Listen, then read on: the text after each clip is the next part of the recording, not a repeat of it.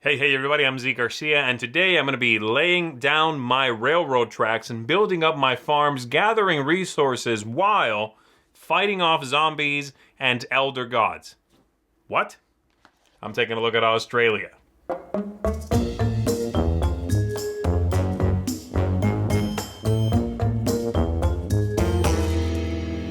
In this game, the players have to manage their resources and do better than not just all the other players, but the Cthulhu mythos beasts themselves. They are going to be populating the board. They are going to eventually awaken and start moving around, attacking the players' farms, things like that, while you try to keep them at bay, fight them, but also build up your infrastructure, gather resources, all that good stuff. I'm going to go ahead and give you a look at how this all comes together. Before I start, I do want to mention that this is basically a spiritual sequel to A Study in Emerald from the same designer, and it exists in the same world, in this sort of alternate history, in which the Elder Gods have already, inhabited the Earth for hundreds of years, and they have taken a foothold in the first game, of course, in Europe largely, and some of those parts of the world. And now they've moved on to Australia. So let's go ahead and take a look at it. I've gone ahead and set up a game here for 3 players. Each player is going to begin with their own player board, which I'll be referencing in just a minute. They begin with some resources, and they are going to, throughout the game, take actions which are going to cost them time units, time points, on this track up here, in order to expand, to build railroad track, to build farms, to gather resources, buy up army units, and also to engage in combat with the elder gods here, with these creatures on the land, while sometimes being attacked themselves and trying to just come out ahead and have the most points at the end of the game. All right.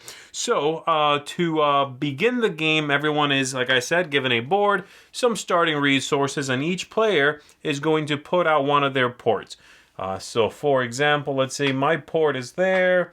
That player's going to have theirs there, and that one right there. They have to go, of course, on the spaces that allow for ports to begin there, and then we are ready to begin. We always check the track up here to see who the next player is, and it's whoever's farthest behind on the track. If there's a stack, whoever's on top of that stack. So right now, yellow player is going to go first, and I am going to take one of the actions on my board. I have these cubes here that would normally just be sitting in my HQ there, but I'm going to have them right there. And then I'm going to take one of the many actions listed on here. All right, I'll go over these and explain what it is they do in the game in just one sec. I am going to be glossing over a few different details just for the sake of simplicity in the overview, because there is quite a bit going on. But let's go ahead and dive right into this board here. So on my turn, here are the things I can do. I can build track. And this track can go on 2 different landscape tiles if I do it right here. I can do track on these, and I could do track on these orange ones on the inside of the on the island. I can build track down here. That can build track anywhere. It's a little more costly. I can gather resources. These 2 are basically the same thing. I can get a personality card. I'll show you those later. I can build farms in places I can reach with my railroad tracks. I can buy military units. They have costs right here. I can do this import-export to get resources. I can attack if I am able to reach one of the creatures on the board, one of the tiles, face up or face down. Or I could recall all my cubes on my board, all right? So for right now, let's say I want to build track. So I would take a cube from the HQ here and put it on that space, okay? If there are previous cubes on something I want to do, let's say that already was done and I have not recalled my cubes, and I'd like to do it again, then I have to pay 1 gold for every cube already there. So I could do that, but then I have to pay 1 gold out of my warehouse.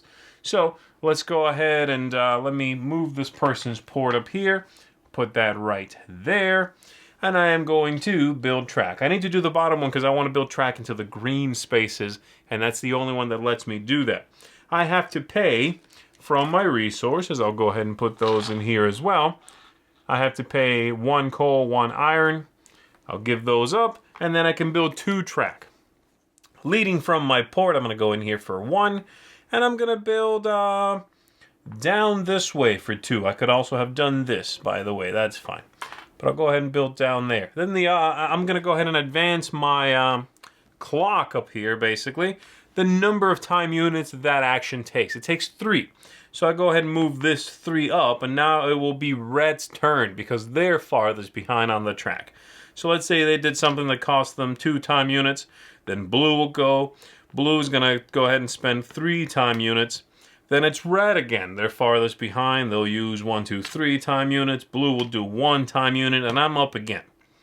So I might gather resources this time, and I can just put a cube right there. It's going to cost me 1 time unit. And anything I can reach, one thing I can reach, I'm going to go ahead and pick it all up. Put it right there. And then I'm still on the farthest behind on the track, so I'll go ahead and do something else. Well, maybe I want to build farms, okay?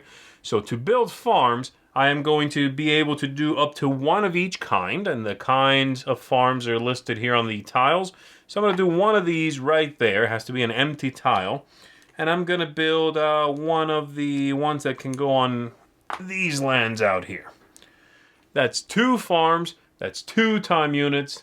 So I jump up, boom, boom, 1, 2, and I get 2 gold for having built 2 farms. So there we go. I get some gold. That gold is going to come in handy when I need to buy up some military units, okay?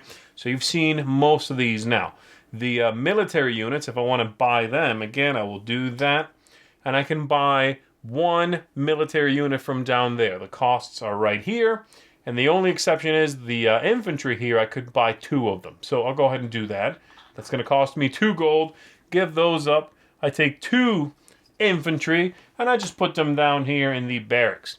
They're just going to hang out down there until I actually need to fight with them, all right? And again, it would be someone else's turn now. This is going to continue with the players expanding, putting out farms, hopefully gathering up these resources, either to the gold, to buy units, or to take extra actions. The coal and the iron are going to let me build and things like that. And then this phosphate is going to be victory points at the end of the game. So you want those collected as well. And then eventually we are going to get, this time, you can fight by the way as well before this happens, but once we get to 22 up here, and everyone has passed 22, then we are going to have to contend with the forces of evil. So let me go ahead and get my pawn here. This would begin right there on 22. And so as the players are moving, eventually we are going to get past 22. And when that happens, then this activates. This represents, again, the forces of evil at play here. And this is going to always advance 1 single tick. It's going to, if it lands on a highlighted space, trigger an event card. And then we are going to check if any of the revealed monsters on the board move and try to attack us and blight our lands, our farms, things like that. So here are what these cards might look like. So for example, again, purple moves, and we reveal one of these from the stack that we prepared at the beginning of the game. In this case, this one says, reveal the old one in the lowest numbered hex. These hexes are numbered, and so we would check the lowest one in play. And we've got right now something sitting right at 1 here. Assuming no one attacked it in the whole game, we would go ahead and reveal that. It's a zombie. It tells us how many victory points it gives us, how difficult it is to fight off and kill. And then we would check for it to move using a movement system, i.e. combat system, that's all having to do with these cards. It's sort of a push your luck system. I probably won't be covering this too much, but basically, if you bring specific units towards specific characters, you'll simply be, revealing these and checking if you hit and if it hits, and continuing to fight or bowing out of a fight whenever you feel like you have to, all right? That's largely it. In a nutshell, that's how that works. But these are also used towards moving. It will move anything that can move towards the closest thing it can destroy, which is ports and farms. You just figure out what the closest one is, move towards that, all right? So, to fight these things, as I said, you're going to be buying up units, deploying them up here, and dealing with this card system to fight. But other than that, this is all going to continue working the same way with, the Cthulhu marker here moving if it's the farthest back. possibly revealing one of those event cards, one of these, checking to see if it moves, and the players taking turns as normal, having to contend with these things slowly popping open and traveling across the map, destroying our farms, attacking us, blocking down our routes, things like that. All right?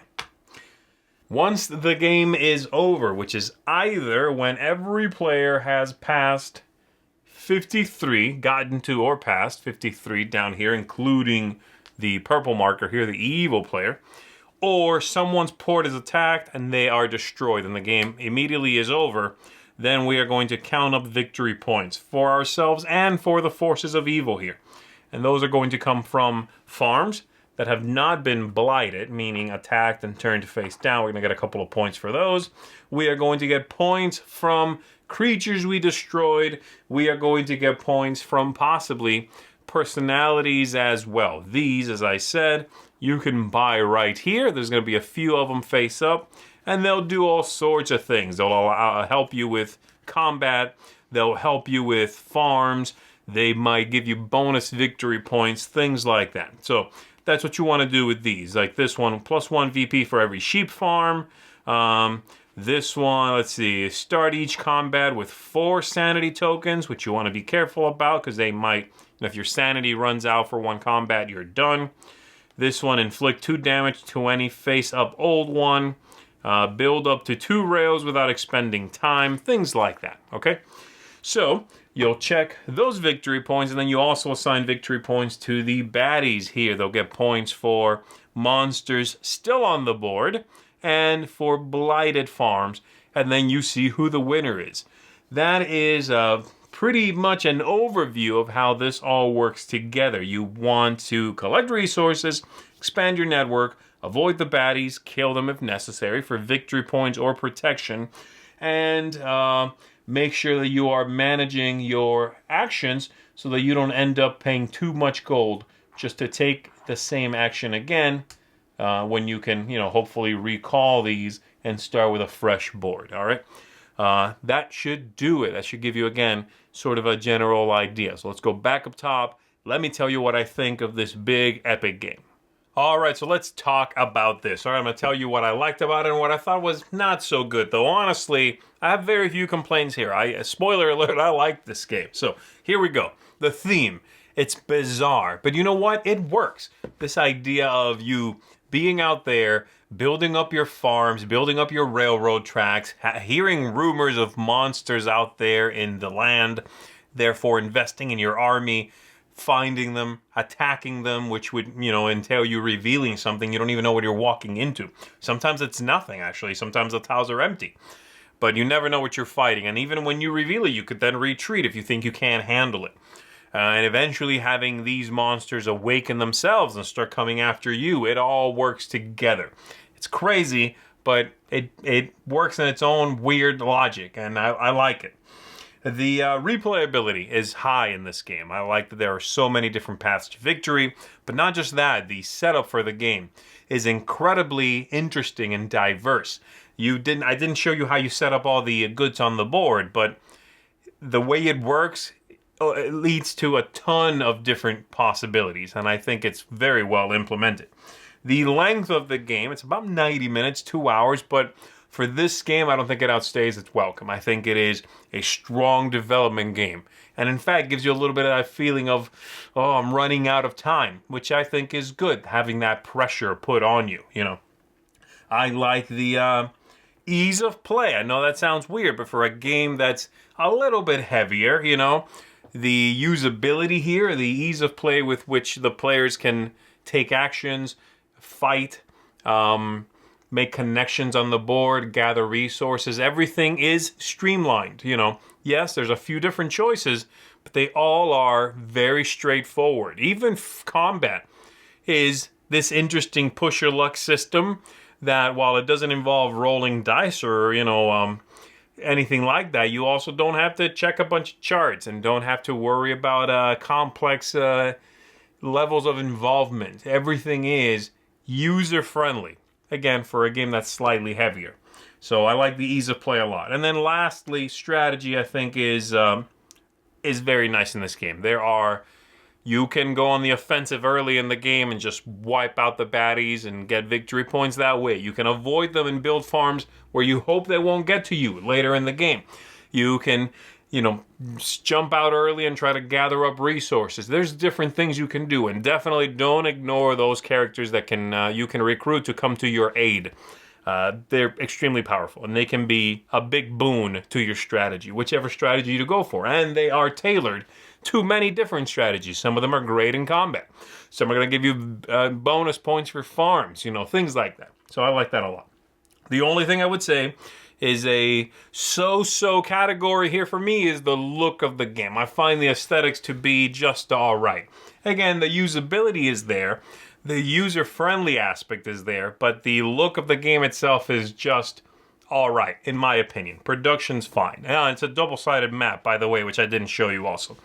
Overall, though, I like this game. In fact, I like it more than I thought I would, to be honest. Now, I liked A Study in Emerald, and I've liked some of Martin Wallace's more recent games, but this is one that from the look, I'm like, I was thinking to myself, okay, I like the Cthulhu thing, but this looks rather militaristic. I wasn't sure I was going to enjoy it. And while that's true, the way it's handled, I find to be engaging. I really like this game. So this is going to get a seal of approval from me. I would certainly recommend it if you are a fan of games that you have to build up while pushing back on some oppressor, something that is, trying to mess up your plans. This is going to give you that feeling, and I think it's a fantastically made game. So again, seal of approval from me. That is Auztralia. I'm Zee Garcia. I will see you on the next one. Thanks so much for watching the Dice Tower videos. Find more great videos and reviews, as well as our top-rated audio podcast at dicetower.com.